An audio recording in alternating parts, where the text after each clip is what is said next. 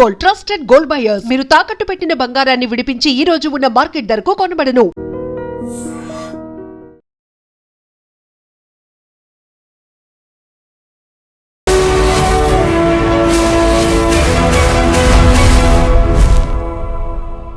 నమస్తే, welcome to I dream social spotlight with కవిత.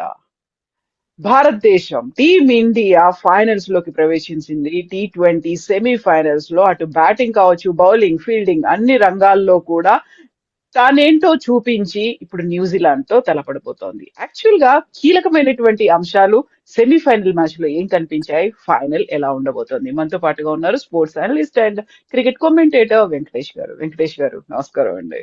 నమస్తే అండి. సో నిన్న మ్యాచ్ చూసారా? మీరు చూస్తే ఏమనిపించింది? ఏది బాగా మోస్ట్ ఇంట్రెస్టింగ్, మోస్ట్ అట్రాక్టివ్ గా అనిపించింది?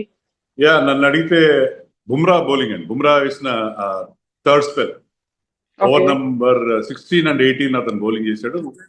16 లో 8 runs మాత్రం ఇచ్చాడు అండ్ 18 లో 6 runs మాత్రం ఇచ్చాడు. దానివల్ల ఏంటంటే టార్గెట్ చాలా చాలా హై అయిపోయింది ఇంగ్లాండ్ కి. తర్వాత హార్దిక్ పాండ్యా కూడా దాన్ని మంచి ఫాలో అప్ అందించాడు. అతను వేసిన 19th ఓవర్లో ఫస్ట్ బాల్ కి 6 ఇచ్చిన తర్వాత ఓన్లీ 3 runs మాత్రం ఇచ్చాడు, ఒక వికెట్ తీశాడు. దాంతో లాస్ట్ ఓవర్ లో 30 runs was the required run rate for England. అక్కడ మీకు ఒక పార్ట్ టైమర్ మిగిలాడు మన శివం దుబే బౌలింగ్ వేసినా సరే 30 runs లాస్ట్ ఓవర్ లో అంటే మీకు వరుసగా బౌలింగ్ 6 కొట్టాలి. సో అలా అది ఇంపాసిబుల్ టార్గెట్.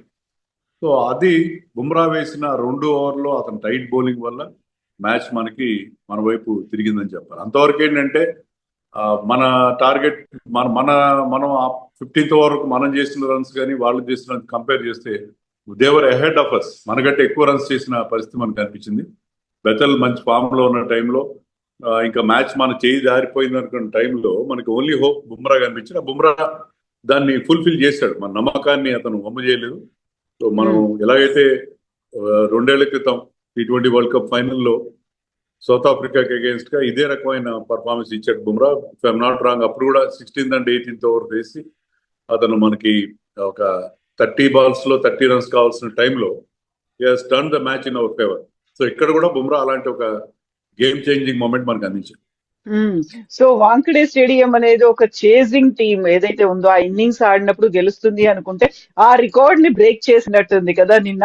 చూడడానికి ఒక హై స్కోర్, కాకపోతే అక్కడ టఫ్ ఫైట్ లాగా అనిపించింది. గెలిచింది కేవలం 7 runs తో మాత్రమే. అంటే 250+ స్కోర్ ని చేంజ్ చేయడం అష్టమశి విషయం కాదండి. ఎందుకంటే ఇంతవరకు T20 ఇంటర్నేషనల్ చరిత్రలో ఒకే ఒక్కసారి 250+ స్కోర్ ని ఎవరైనా చేంజ్ చేశారు. అది 2023లో సౌత్ ఆఫ్రికా అగైన్స్ వెస్టిండీస్. అందులో ఇలాంటి సెమీఫైనల్లో అది చాలా కష్టం. But we have to give full credit to England. Spirited chase, వాళ్ళు అంత పెద్ద టార్గెట్ ని they believe that they can chase it down. అలాగే వాళ్ళు ముఖ్యంగా బెతల్ ఆడిన ఇన్నింగ్స్ అద్భుతమైన ఇన్నింగ్స్. అతనికి మిగతా వాళ్ళు విల్ జాక్స్ కానీ, శామ్ కరన్, బ్యాంటన్ లాంటి వాళ్ళు ఇచ్చిన సపోర్ట్ కానీ, దాంతో ఏంటంటే they came very very close. Just 7 runs తో ఓడిపోయారు. But it was very very enjoyable match. Crowd పూర్తిగా అందరు కూడా ఫుల్ గా ఎంజాయ్ చేశారు. హై స్కోరింగ్ థ్రిల్లర్ గా సాగింది ఆ మ్యాచ్. మామూలుగా థ్రిల్లర్స్ అన్ని కూడా లో స్కోరింగ్ ఉంటాయి, but it was an high scoring thriller. So Axar Patel పట్టినటువంటి క్యాచ్ల గురించి అయితే ఒక సింగిల్ హ్యాండెడ్ గా పట్టడం అనేది ఎలా అనిపించింది మీకు అసలు? అక్షర్ పటేల్ ని మనం 2 మ్యాచ్లు ఆడించలేదు. నెదర్లాండ్స్ మీద అతను డ్రాప్ చేశారు. సరే, వాషింగ్టన్ సుందర్కి ఏదో కాస్త గేమ్ టైం ఇవ్వాలని చెప్పి. అలాగే సౌత్ ఆఫ్రికా మీద కూడా అతను డ్రాప్ చేశారు. Akshar Patel is an important member. అతను ప్రతి మ్యాచ్ లో కూడా తన కాంట్రిబ్యూషన్ ఉంటుంది. బ్యాటింగ్ లోనో, బౌలింగ్ లోనో, ఫీల్డింగ్ లోనో. ఈ మ్యాచ్ లో ఫీల్డింగ్ లో అతను పట్టిన 2 క్యాచ్ల విధంగా చాలా చాలా క్రూషియల్. మనం మళ్ళీ 2024 ఫైనల్కి వెళ్తే అక్కడ మన కరెంట్ కెప్టెన్ సూర్యకుమార్ చివర్లో మిల్లర్ క్యాచ్ పడతాడు బౌండరీ లైన్ మీద.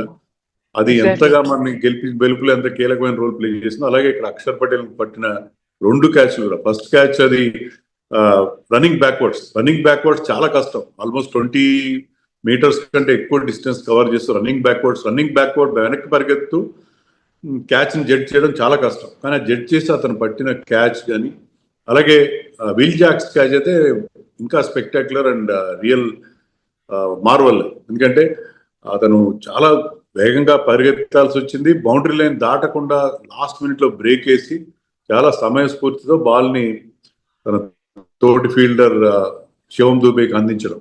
That was an extraordinary effort. తన అక్కడ తన బ్యాలెన్స్ మెయింటైన్ చేయడం, బౌండరీ లైన్ దాటకుండా చూడడం, అదే సమయంలో బాల్ ని సేఫ్ గా తన తోటి ఫీల్డర్ కి అందించడం. సో స్ప్లిట్ సెకండ్ టైంలో he has to take the decision and ఆ ప్రెసిషన్ కూడా ఉండాలి. ఆ ప్రెసిషన్ కూడా పాటించి అది మళ్ళీ ఎన్నిసార్లు చూసినా కూడా that was a wonderful moment of the match. And Will Jacks ఎంత బాగా ఇంగ్లాండ్ పర్ఫార్మ్ చేశాడు throughout the tournament. 4 man of the match అవార్డులు గెలిచాడు. అతను బెతెల్ కనుక క్రీజ్ లో కంటిన్యూ ఉంటే మ్యాచ్ ఖచ్చితంగా మనం చేయి దాటిపోయాడు. సో క్యాచ్ చాలా ముఖ్యం. అండ్ క్యాచెస్ విన్ మ్యాచెస్ అని అంతే అలాగే అంటారు. అలాగే క్యాచ్ వదిలేస్తే కూడా ప్రమాదం జరుగుతుందని చెప్పి మనకు అర్థమైంది ఏంటంటే సంజు శాంసన్ వాళ్ళు 15 దగ్గర డ్రాప్ చేశారు. వాళ్ళ క్యాప్టెన్ స్వయంగా డ్రాప్ చేశాడు, సెటర్ డ్రాప్ చేశాడు, ఈజియెస్ట్ క్యాచ్. సో వాళ్ళు క్యాచ్ డ్రాప్ చేయడం, మన వాళ్ళు 2 టఫ్ క్యాచెస్ పట్టుకోవడం, that was the real turning point in the match అని కూడా చెప్పచ్చు. అందులో కూడా కోఆర్డినేషన్ అనేది యాక్చువల్ గా అక్షర్ పటేల్ పట్టుకున్నాడు, అక్కడ బౌండరీ లైన్ దాకా వెళ్తాడు, ఏం జరుగుతోందో అని అనుకునే టైంలోనే కరెక్ట్ గా ఆ టైంకి స్కిడ్ అవుతుందేమో, స్కిప్ అయిపోతాడేమో అన్నట్టుగా శివన్ దుబే కూడా అలర్ట్ గా ఉండడం అనేది, ఆ కోఆర్డినేషన్ కూడా వచ్చింది కదా, ప్రాపర్ గా ఉంది కదా. అదే నా సిచ్యుయేషనల్ అవేర్నెస్ చాలా ఇంపార్టెంట్. అతను కూడా తన ఫీల్డర్ చూస్తున్నాడు, ఏం చేస్తాడు అనేది. సో అతను రెడీగా ఉన్నాడు. అక్షర్ పటేల్ కనుక క్యాచ్ ఇవ్వగలిగితే అతను కూడా సిద్ధంగా ఉన్నాడు, చాలా దగ్గర డిస్టెన్స్ లో ఉన్నాడు. అతను కూడా వదిలేయచ్చు, యాక్చువల్గా సడన్ గా వచ్చిన క్యాచ్ ని వదిలేచ్చు, కానీ అతను చాలా కూల్ గా క్యాచ్ ని పట్టుకొని మనకు బ్రహ్మాండమైన బ్రేక్ అందించాడు. సో అది 14th ఓవర్. అక్కడి నుంచి మళ్ళీ ఖచ్చితంగా మ్యాచ్ మన వైపు తిరిగిందని చెప్పాలి. తర్వాత బుమ్రా వేసిన 2 ఓవర్లు మనకి కంప్లీట్ గా మన మ్యాచ్ మన వైపు తిప్పేస్తాం. సో ఎప్పుడైతే ఫీల్డింగ్ లో, ఎందుకంటే ఇంతవరకు ఈ వరల్డ్ కప్ లో మనం అందరికంటే ఎక్కువ క్యాచ్ 13 క్యాచ్ డ్రాప్ చేసాం. ఈ అభిషేక్ శర్మ లాస్ట్ మ్యాచ్ లో వెస్టిండీస్ కి అగేన్స్ట్ గా 2 క్యాచ్ డ్రాప్ చేశాడు. అదే కాదు, ఓవరాల్ గా చాలా క్యాచ్ డ్రాప్ చేస్తూ మన ఫీల్డింగ్ చాలా సబ్స్టాండర్డ్ గా కనిపించింది. ఈవెన్ గ్రౌండ్ ఫీల్డింగ్ కూడా అంత ఎఫెక్టివ్ గా అనిపించాలి. కానీ ఈ క్రూషియల్ మ్యాచ్ లో మన ఫీల్డింగ్ చాలా ఇంప్రెసివ్ గా మన వాళ్ళు ఫీల్డింగ్ చేస్తారని చెప్పాలి. రింకు సింగ్ కూడా మెచ్చుకోవాలి. Is not part of the 11, but అతను సబ్స్టిట్యూట్ గా వచ్చి చాలా మంచి ఫీలింగ్ చేయడం మనం చూసాం. ఎగ్జాక్ట్లీ. సో ఇప్పుడు బ్యాటింగ్ కూడా సంజు శాంసన్ మళ్ళీ ఆడడం అనేది ఆల్మోస్ట్ 89 దాకా చేసిన తర్వాత అక్కడ అవుట్ అయిపోవడం, మళ్ళీ అది ఒక మ్యాచ్ కే పరిమితం అవుతుందేమో అనుకుంటే లేదు, హీఈస్ కంటిన్యూయింగ్ దట్ ఫార్మ్ అనేది కనిపించింది. సంజు శాంసన్ విమర్శకులు ఏమంటారంటే అతను ఒక టోర్నమెంట్ లో కానీ ఒక సిరీస్ లో కానీ ఒక మ్యాచ్ ఆడతాడని చెప్పి అంటారు. కానీ అలా కాదు. లాస్ట్ మ్యాచ్ లో వెస్టిండీస్ మీద ఒక డిఫైనింగ్ నాక్ ఆడాడు, 97 నాట్అవుట్. అదే ఇక్కడ కంటిన్యూ చేశాడు. సో ఆ క్యాచ్ డ్రాప్ మినహా ఈ did not put a single foot wrong. అతను చాలా కంట్రోల్డ్ అగ్రెషన్, ఎలాంటి రిస్క్ తీసుకోలేదు. మామూలుగా ఏంటంటే సంజు శాంసన్ బాగా స్టార్ట్ చేస్తాడు, తర్వాత ఒక ర్యాష్ షాట్ కొట్టి గాల్లోకి బాల్ ఆడి అవుట్ అయిపోతారు. కానీ ఈసారి అలా కాదు, చాలా రెస్పాన్సిబుల్ గా ఆడాడు. సో అరౌండ్ హిమ్ మన స్కోర్ అట్లా అంత పెద్ద స్కోర్ చేసామంటే సంజు చలవే అని చెప్పాలి. మిగతా వాళ్ళు కూడా స్మాల్ కాంట్రిబ్యూషన్స్ అందించారు. పీపుల్ లైక్ శివం దుబే కానీ, తర్వాత ఇషాన్ కిషన్, హార్దిక్ పాండ్యా, చివర్లో తిలక్ వర్మ, వీళ్ళందరూ కలిసి ఒక బ్రహ్మాండమైన స్కోర్ 253 బోర్డు మీద పెట్టగలిగారు. అలా కాకుండా మనం 230 220 చేసుకుంటే మ్యాచ్ ఖచ్చితంగా ఓడిపోయాడు. ఎందుకంటే అలాంటి పిచ్చర్. దాని మీద సంజు ఆడిన ఇన్నింగ్స్ వరుసగా 2 మ్యాచ్ల్లో అతను 2 కూడా నాకౌట్ మ్యాచ్ లాంటివి, రెండిట్లో అతను గెలిపించడం ఏంటంటే సంజు శాంసన్ రియల్ టాలెంట్ ఏంటి అనేది బయటపడింది. దానికి మనం మన కోచ్ ని కూడా మెచ్చుకోవాలి. ఎందుకంటే గౌతమ్ గంభీర్ అతను బ్యాక్ చేశాడు. అతనికి గౌతమ్ గంభీర్ ఇచ్చిన సపోర్ట్ ఎవరు ఇవ్వలేదు గతంలో. సో ఆ సపోర్ట్ ఇచ్చి అతని ఎబిలిటీని నమ్మి అతని క్రూషియల్ మ్యాచెస్ లో క్రూషియల్ రోడ్ ఇవ్వడం, దాంతో ఏంటంటే అతను ఆ నమ్మకాన్ని వమ్ము చేయకుండా 2 ఎక్స్ట్రాడినరీ ఇన్నింగ్స్ ఆడడం అనేది that was the real benefit that we got. So Gautam Gambhir నిర్ణయాలను మనం చాలాసార్లు విమర్శిస్తుంటాం, కానీ సంజు శాంసన్ కి అతను ఇచ్చిన బ్యాకింగ్, అంటే గౌతమ్ గంభీర్ వచ్చిన తర్వాత మళ్ళీ అతను స్టీల్లోకి రావడం, ఓపెనర్ గా అతను దించడం, మధ్యలో కొన్ని రోజులు గిల్ని తీసుకొచ్చి అతను కాస్త వెనక్కి నెట్టినా సరే మళ్ళీ లాస్ట్ మినిట్ లో డెసిషన్ మార్చుకుని అతన్ని టీంలోకి దించడం. సంజు శాంసన్ మళ్ళీ 11 లోకి ఎందుకు వచ్చాడంటే మన టీంలో టూ మెనీ లెఫ్ట్ హ్యాండర్స్ అయిపోవడంతో ఏంటంటే సౌత్ ఆఫ్రికాతో జరిగిన డిఫీట్ తర్వాత అతన్ని లెఫ్ట్ రైట్ కాంబినేషన్, ఆ left handers number of left handers ని బ్రేక్ చేయడం కోసం అతనికి అవకాశం ఇచ్చారు. వచ్చిన అవకాశాన్ని ఈసారి సంజు చాలా బాగా ఉపయోగించుకున్నాడు. సంజు శాంసన్ రైట్ టైంలో మనకి అంది రావడం అనేది అది చాలా మనకి కలిసి వచ్చిన అంశంగా చెప్పుకోవాలి. సో న్యూజిలాండ్ తో ఫైనల్ మ్యాచ్ అనేది ఎలా ఉంటుంది అనుకుంటున్నారు మీరు? అంటే ఇండియా ఇంత బాగా ఇన్ని సార్లు ఇబ్బంది పడి కూడా మళ్ళీ గెలవడం, చాలా టఫ్ మ్యాచెస్ ఫేస్ చేసి రావడం ఏంటంటే టీమ్ బాండింగ్ చాలా బాగుంటుంది, టీమ్ చాలా టఫ్ గా తయారై ఉంటుంది, అండ్ కాంబినేషన్ కూడా పర్ఫెక్ట్ గా వర్కౌట్ అయింది. కాబట్టి మనకి ఒక బంచ్ ఆఫ్ మ్యాచ్ విన్నర్స్ ఉన్నారు, ఒకరు కాకపోతే ఒకరు మన ఆదుకుంటూ ఉన్నారు. ఒకరు మేజర్ కాంట్రిబ్యూషన్ ఇస్తే మిగతా వాళ్ళు అతనికి సపోర్ట్ గా అందిస్తున్నారు. సో అలా మనం చాలా మంది హీరోస్ చూసాం, ఇషాన్ కిషన్ ఒకసారి, సూర్య ఒకసారి, శివం దుబే ఒకసారి, సంజు శాంసన్, ఇలా డిఫరెంట్ మ్యాచెస్ లో డిఫరెంట్ మ్యాచ్ విన్నర్స్ మనకి ఉన్నారు. కాబట్టి ఒక్కరి మీద మనం డిపెండ్ అవ్వట్లేదు. So India will definitely start as favourites. New Zealand on the other hand వాళ్ళకి ఏంటంటే వాళ్ళ ఇద్దరు ఓపెనర్స్ మీద ఎక్కువ డిపెండ్ అవుతుంది. ఇద్దరు ఓపెనర్స్ చాలా బాగా ఆడుతున్నారు, ఫినాలెన్ కానీ టిమ్ సైఫర్ట్ కానీ, ఇద్దరు కూడా చాలా డేంజరస్ ప్లేయర్స్ వాళ్ళు, match winning kind of players వాళ్ళు. ఇంకా వాళ్ళు డౌన్ ద లైన్ చూస్తే ఏంటంటే మిడిల్ ఆర్డర్ లో అంత మనకి రవీంద్ర కానీ, మిచెల్ కానీ, చాప్మెన్ కానీ బాగట్లేదు. ఓన్లీ గ్లెన్ ఫిలిప్స్ ఒక్కడే కాస్త మంచి కాంట్రిబ్యూషన్స్ అందిస్తున్నారు. So New Zealand totally dependent on their openers కానీ. సో మన టీం కనుక వాళ్ళ ఓపెనర్స్ ని తొందరగా అవుట్ చేయగలిగితే I think India can easily win the final అని నాకు అనిపిస్తుంది. సో మీకు ఆ ఛాన్సెస్ అనేది పర్సంటేజ్ ఎలా ఉంది? యా, మనకి డెఫినెట్ గా India will definitely start as favourites అండి. దాంట్లో నాకైతే చాలా నమ్మకం ఉంది. ఇండియా ఈ మ్యాచ్ లో ఫైనల్లో కూడా ఇప్పుడున్న అంటే మనకు ఆ మొమెంటం వచ్చింది, విన్నింగ్ మొమెంటం. ముఖ్యంగా వెస్టిండీస్ మీద మనం గెలిచినప్పుడు, జింబాబ్వే మీద గెలిచినప్పుడు, జింబాబ్వే మీద కూడా మనం 250+ అంటే లాస్ట్ 3 మ్యాచెస్ లో 2 మ్యాచ్ లో మనం ఫస్ట్ బ్యాటింగ్ చేసి 250+ చేసాం.